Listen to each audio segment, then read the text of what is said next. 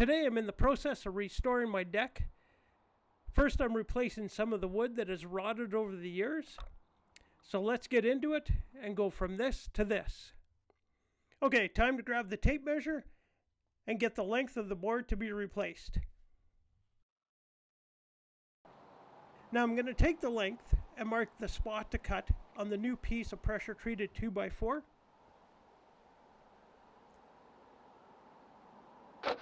Alright, time to move on to the miter box and cut the length.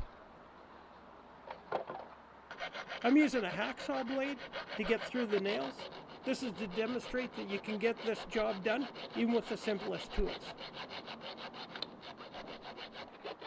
Alright, one side out of the way, and time to get to the other side.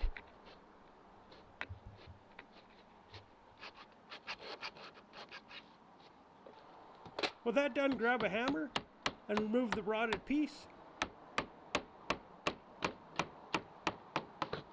With it removed, you can see the two nails that were holding it in place. Also, the hacksaw blade, you'll notice, made a nice flush cut of the nail to the wood.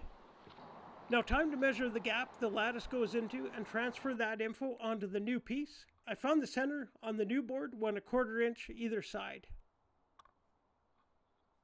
giving a 1/2 inch gap for the lattice.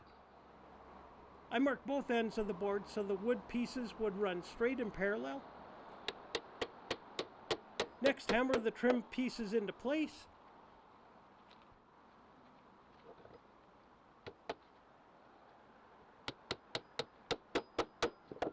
Alright, with this done, time to get the new piece into position and break out the drill. And I installed 2 screws in each side. The new piece looks great, and this is a great way to refresh your deck. Super easy to do. And now, time to keep prepping the deck to get ready for staining. Hope you found this video helpful. Thank you so much for watching. Please leave a comment and subscribe.